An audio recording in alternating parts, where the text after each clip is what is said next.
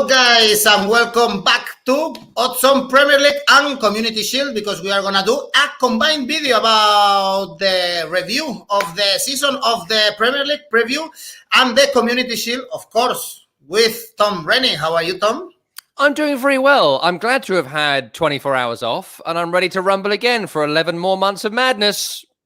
There is no stop in football. We are still enjoying actually the Olympics competition for football, and we have already the season starting in England on Saturday. We have the Community Shield, and we have a very, very good game, in my opinion. Leicester City, Man City, and the first thing, of course, is checking the odds. And Man City is favorite, but the odds are quite good, actually, 1.95. And I remember you, Tom, absolutely nailing the FA Cup results. And Leicester City, they were able, of course, to beat Chelsea in the final. They've signed some players also during this summer. The market is still a bit slow, but Leicester City, they were able to get Patson Daka, Soumare, and Bertrand, spending some good money, whereas Man City, there is still this thing with Harry Kane, with Grealish.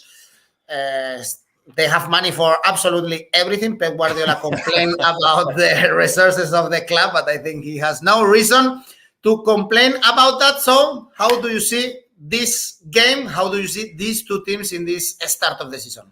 Are you saying Pep Guardiola has been lying to us? Is that what you're saying? You're saying they've actually got lots of money? He constantly lied to us. Well, I mean, that's your words. That's your words. I would say he maybe misled us. Bit of misdirection from the great man. I mean, look, the transfer issue, you raised it there. It makes this game difficult to call, because who knows what's going to happen before Saturday?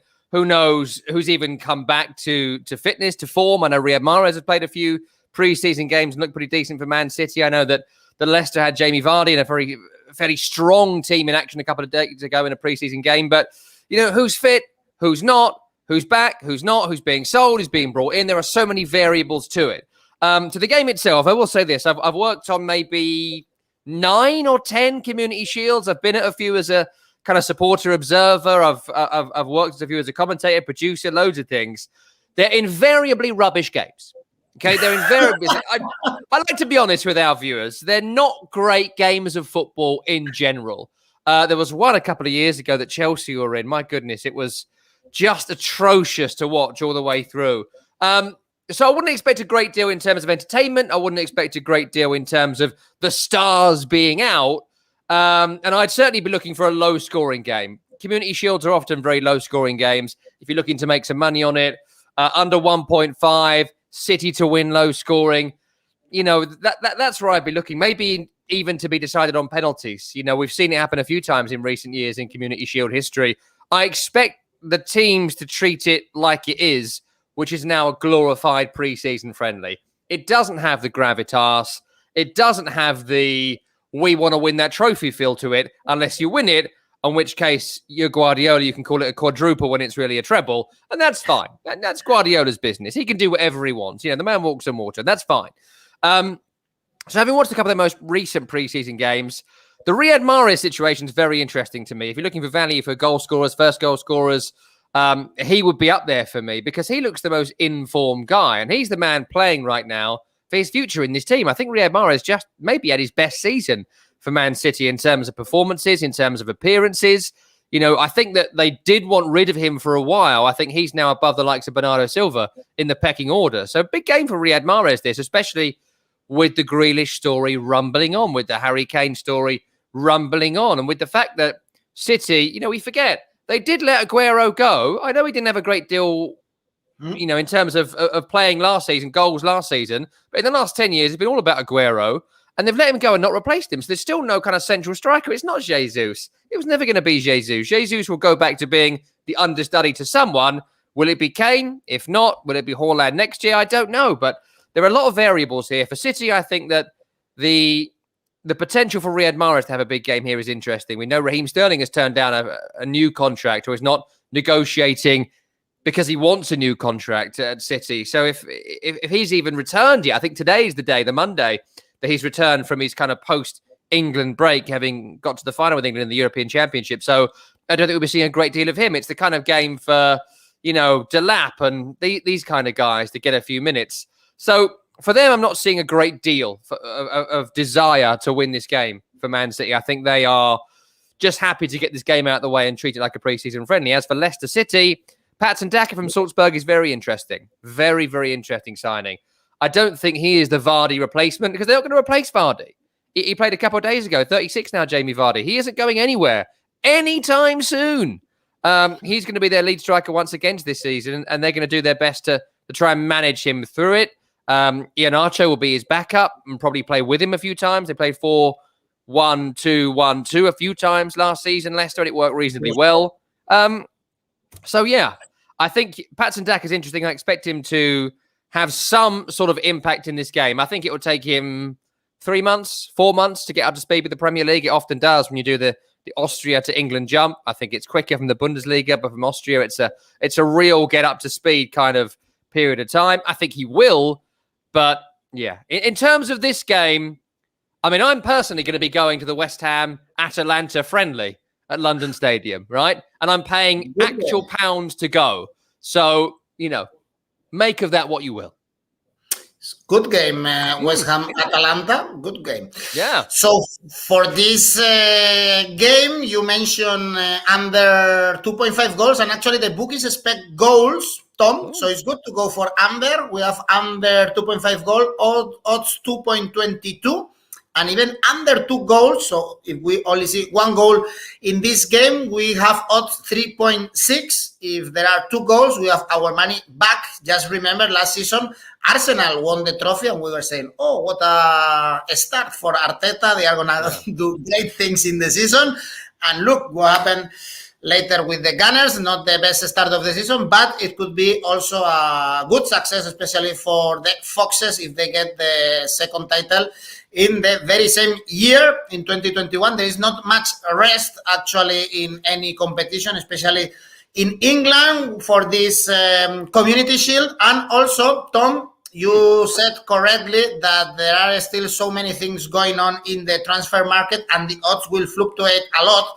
But we want to do also a little bit of a season preview. Then I can ask you again in May or in April what were your thoughts, because we can place still some bets on the long term. And it's very interesting, I think, at this moment, even taking a look at the outright odds of the Premier League and see which teams are the favorite to win the trophy. And if you expect some other, apart from Man City, to lift the trophy again, because Man City, they are the big favorites again to win. Odds 1.72. Last season, we had Liverpool very close at the beginning of the season to Man City. This time, it looks like a one-horse race, actually, with only Man City having low odds, 1.72. So we have very good odds if we are brave enough to back Chelsea, for instance, odds 6.0.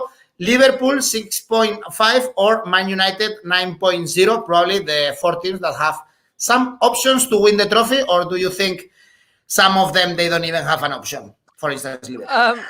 Yeah, I think that the bookies are invariably not wrong on this. And I would absolutely agree that even without signing Harry Kane or Jack Grealish, Man City are going to be big favourites to win the Premier League. You mentioned 1.72. I think you can get 2-1 or maybe 2.5s at absolute most anywhere for Man City to win this title. And I think that's reasonably generous from some bookies out there, because City are so overwhelmingly equipped to win the Premier League that it would take, the thing is that you can talk about the other teams and we will, but it will take Man City losing 5 games for someone else to win the Premier League title.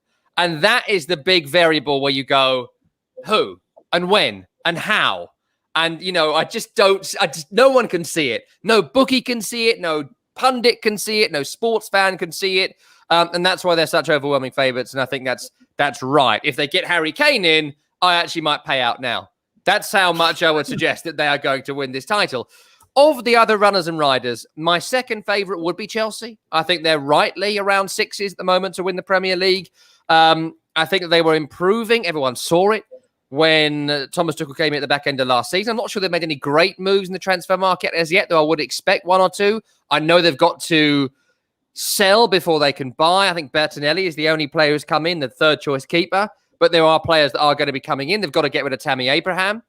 Scored for Chelsea against Arsenal in the Mind Series game at the weekend. I think they need to get rid of him for 30-40 million pounds as soon as possible. Kurt Zouma to West Ham has been heavily linked the last couple of weeks or so. Other clubs in for him. I think Sevilla were in. But I think West Ham are favourites. That's 60-70 million raised right there. Then I expect Chelsea to splash. Where do they splash? Centre forward, obviously. Centre forward is where it's at. And I would suggest if they're going to try and get Erling Haaland, big story for a long, long time. Dortmund say no, say no, say no. You do it now because next year it's cheaper. The world and his wife are going to be trying to buy Erling Haaland next year. And so make that move, unlikely as it is, but make that move now. I would move Chelsea up to 3s, up to 4s, proper contenders. But of what's there, the way they look currently, I still make them second favourites. Bookies have Liverpool at third favourite, 6.5, 7s, 8s. Not for me. I think that they haven't made a great deal of improvement during the summer window. Konate undoubtedly improves their defence in terms of who's going to play when Van Dijk's not there. Are they going to play together? Or if Gomez is fit, do they go back to that pairing? I think they do go back to that pairing. And Konate's come in 6 months too late to really make it work for him in terms of being their lead centre-half. I'm not sure he's the lead centre-half anyway. But Gomez, if fit, Matip is fit, I think are just about above him in the pecking order at the moment. We shall see. That's just my opinion at the moment, having not seen a great deal of the Reds in pre-season. I know Van Dijk came back a couple of days ago, but how fit is he going to be? I wonder if Van Dijk can even start the season next week. My gut says no, and that's the Konate opening for you.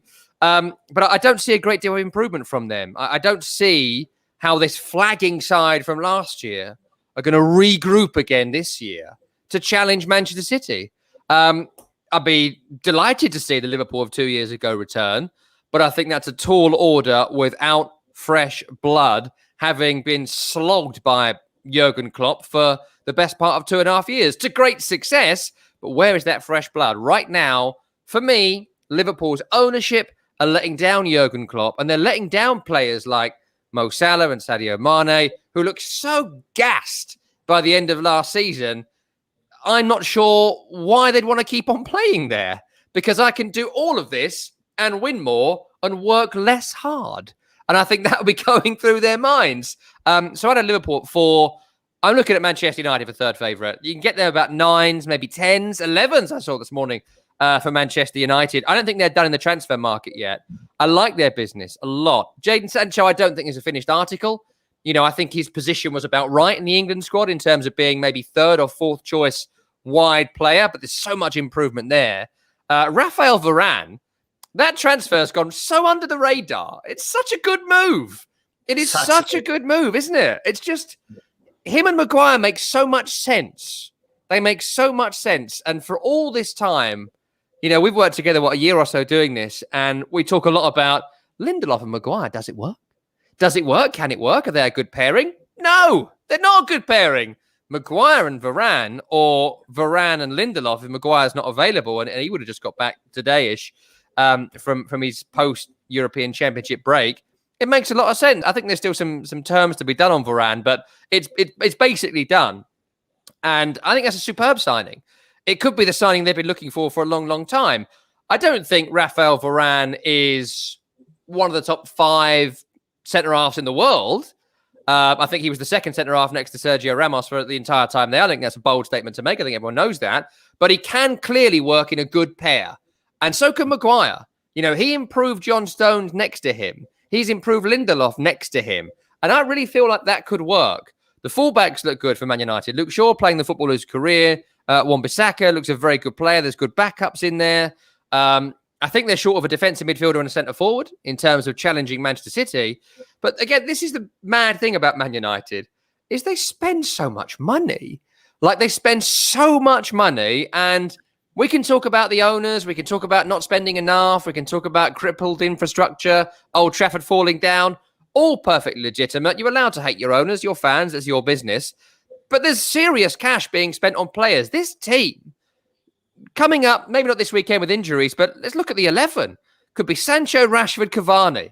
Could be Pogba, Fernandes, and another in midfield. I like McTominay. I think he's going to do a good job as the solo pivot. And I mentioned the defence already. And the goalkeepers, Henderson probably slightly better than De Gea these days and getting better all the time. But even so, their backup might be David De Gea. Ain't too bad. Not the player he once was, but still pretty good in terms of your second choice. There's a Spaniard reacting to that, but he's still pretty good. So I think they look pretty good. I think they look strong. And if they had anything about them right now, Man United, they look at all this Harry Kane, Man City nonsense and be going, why are we letting them F him? What are we doing here? And you'd find the money for Harry Kane now. Kane goes to Man United win the league. Wow. If not, we are where we are. Interesting. And actually, I'm also surprised, Tom, because you said last season that Chelsea had the best squad in Europe, but they had the wrong coach. They had Frank Lampard with Tuchel on the job. They qualified to the Champions League. They won the Champions League. So I thought you were going to say that they were real title contenders. Oh, they are contenders. I mean, I'd put them down to maybe fours and fives. Some business to be done. I think they'll do it. But, I am not bold enough. If I'm putting my actual money on things that I use to buy my baby nappies, my money goes on Man City. It always will until the sovereign wealth Guardiola era comes to an end. Okay, yeah, they need a center forward, and actually it's funny. Later we will see the market for top scorer, because I saw the fifth favorite to be top scorer of the Premier League is Timo Werner, which is a huge surprise. Like comedy club after he hit last season. But before, I'm going to ask you a couple more of questions. We are talking about the title contenders, and are these 4 teams that we've analyzed. But we can also place our bets on the top 4 teams. And last season, we know that Man City, Chelsea, Liverpool, and Man United qualified for the Champions League, but it was not easy. And until the end, Leicester City had the spot in their hands to qualify for the Champions League. And we can also bet on these top 4. The 4 clubs I mentioned are the favorite, but there is some money if you think there are other teams that could qualify for the Champions League. For instance, Tottenham to finish in top 4, 5.5, same as Leicester, same as Arsenal actually, 5.5, and then we have Everton 12 and West Ham 15. Do you see especially Tottenham, Leicester, or Arsenal stepping up and getting this top 4 spot? In short, no, I don't. I think that you can pretty much guarantee that top 4 today.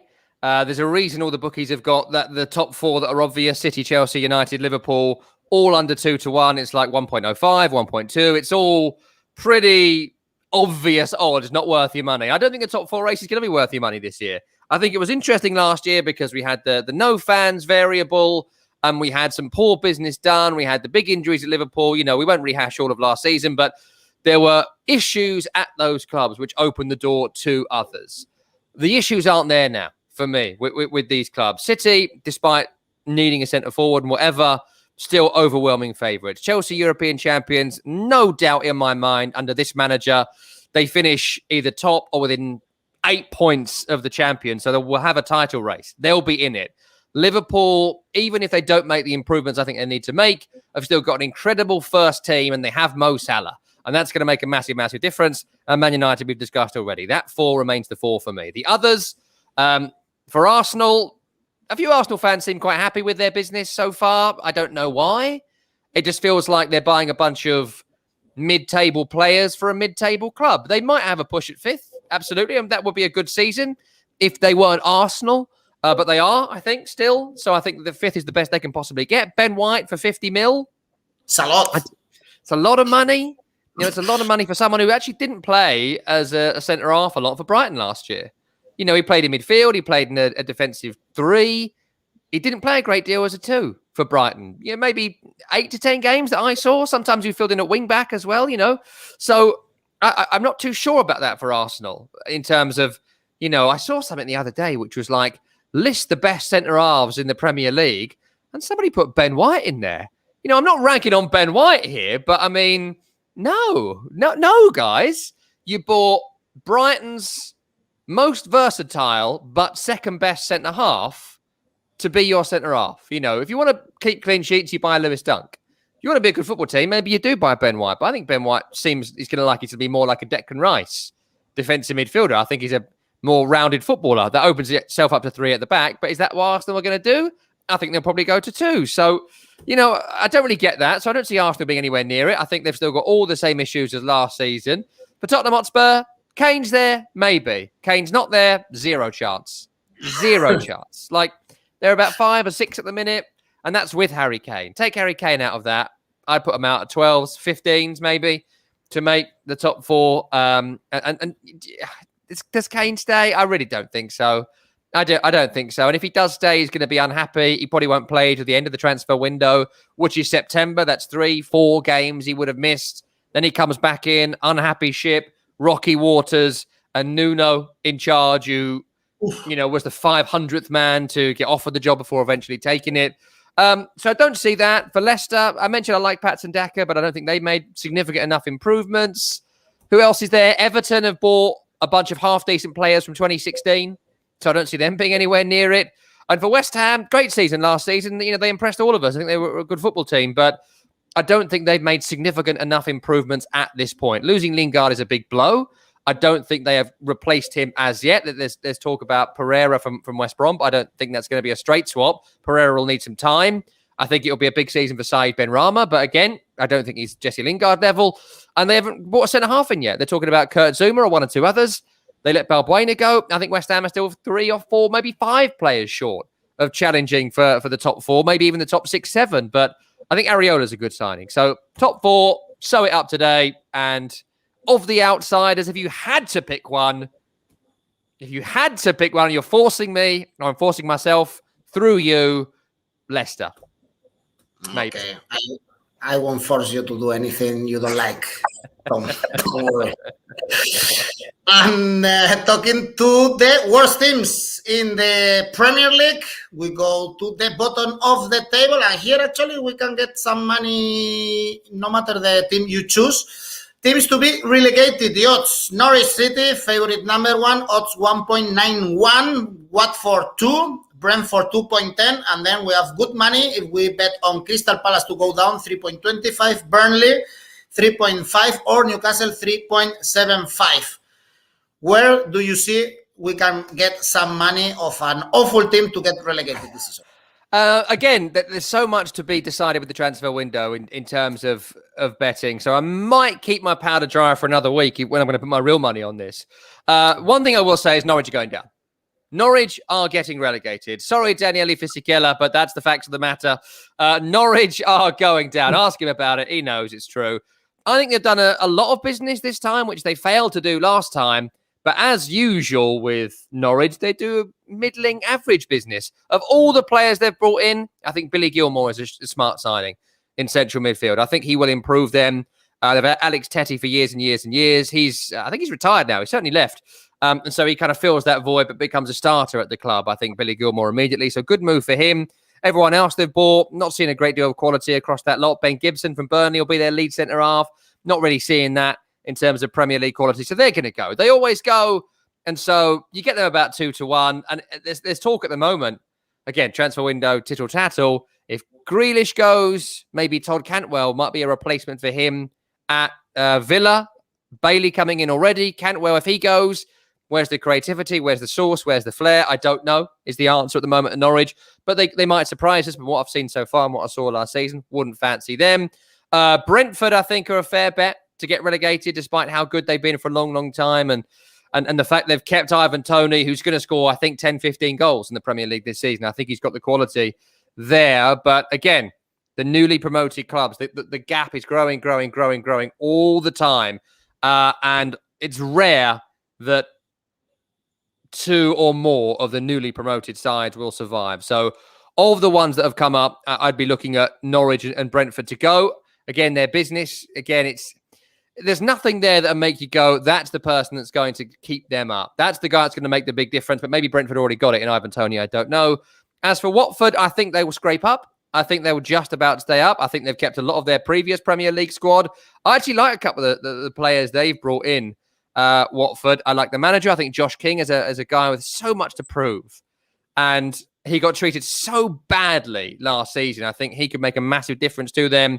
Plus some of the guys they've had from their previous time in the Premier League. So I think Watford will make it. In terms of the teams who were in the league previously, who I think at the moment will join Norwich and Brentford in the bottom 3.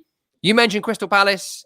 Get them about 3s and 4s at the minute. Patrick Vieira has had a middling career as a manager. I think that's fair to say. What is a Patrick Vieira team? We're just about to find out. There's lots of surgery going on in that Crystal Palace squad. Gary Cahill confirmed his departure today. Mamadou Sakho has gone. The manager's gone. Andros Townsend has gone. Elise from Reading is a good signing. Guay from Chelsea, maybe. Conor Gallagher on loan from Chelsea. Okay, maybe.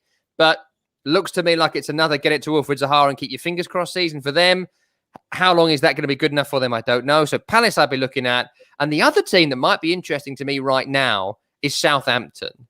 Southampton, you can get about 5-1, 6-1 to go down, be in the bottom 3. Theo Walcott signed permanently. Okay, great. And that's it. That's really it in terms of improving Southampton. And we know Danny Ings wants out. So if Danny Ings gets a move, and we hear he's pushing for a move, who's going to score goals for him? Where's the squad improvement? What's there at Southampton? I don't know. So at 5 and 6-1, I think Southampton could be an interesting bet to go down. And they struggle a lot in the second part of the season, actually. And my last question is the top scorer. And here there is a lot of money to be made, to be honest, because we don't know who it's going to be, but probably it's going to be either Harry Kane or Mo Salah. And if you put your money in Harry Kane, you have odds 4.0, no matter the club he will play for. And if you put your money in Mo Salah, it's 5.5. So it's quite a lot of money. Then it's kind of funny to see Sterling with odds 10.0, Diego Jota odds 13.0, or our friend Timo Werner odds 13.0 also to be the top scorer. It's a 2-horse race, no? I guess it's Harry Kane or Mo Salah. I don't see anyone competing with them. Yeah, I mean, someone is going to emerge. Someone always emerges in a Premier League season. You know, Mikel Antonio, Ivan Toney, Danny Ings over the years. You know, there's players who you don't expect to do something. And maybe some of those players could do it. The issue with this market is that there's no centre forwards anymore. There's no prolific strikers at the big clubs. You know, Cavani at Man United is their lead striker. He's not going to play more than 20 games in the Premier League, so you couldn't put him in. Man City don't have a striker. Yeah, I mean, Chelsea, we laugh at Werner, but Kai Havertz is the other one. Tammy Abraham, another one. You're not really going to go for any of them. So the big clubs ain't got a striker. You look at that second market of teams that desperately need their striker to score a lot of goals. That's Jamie Vardy, that's Ivan Toney, it's Danny Ings, it's Mikel Antonio currently. It's Aubameyang, and Harry Kane is the obvious one. But again, we don't know where he's going to be, and there's lots in that. So take your Kane bet, safe, easy. You know, put yourself a nice few quid on that. You're going to do all right out of Harry Kane. He's going to be in the top 3 scorers in the Premier League. So that's going to keep that bet lively all season long. Mo Salah depends how happy he is. But again, if I'm picking Kane or Salah, I would always go Kane, always go centre forward. That's because I'm old, maybe. Of the outside bets, I'd be looking at Danny Ings, Ivan Toney, and maybe whoever West Ham bring in. You know, I say Antonio. If Antonio played 38 games, he won't. But if he did, I would see 20 goals in Mikel Antonio in the way West Ham play on the break. If Tammy Abraham went to West Ham, I might look at it. But at the moment, it's a real anyone's ball game market. Aubameyang at 20-1 is interesting because he's been gone for a long time, hasn't he, in terms of his quality, but he can still score goals. Yeah, it's a lot of money, actually, 21 for Patrick-Emerick Aubameyang. Then, Tom, let's wait for next week and let's analyze the first match there. In the meantime, let's get bored or enjoy, who knows, the Community Shield or go to the beach or whatever you want to do in the weekend, still in this month of August. Thank you very much. It's a pleasure talking to you. See you next week. Lovely to see you. Don't hold me to any of that because when the transfer window closes, it's all going to be different. All right. Yeah, I'm sure about that. See you soon.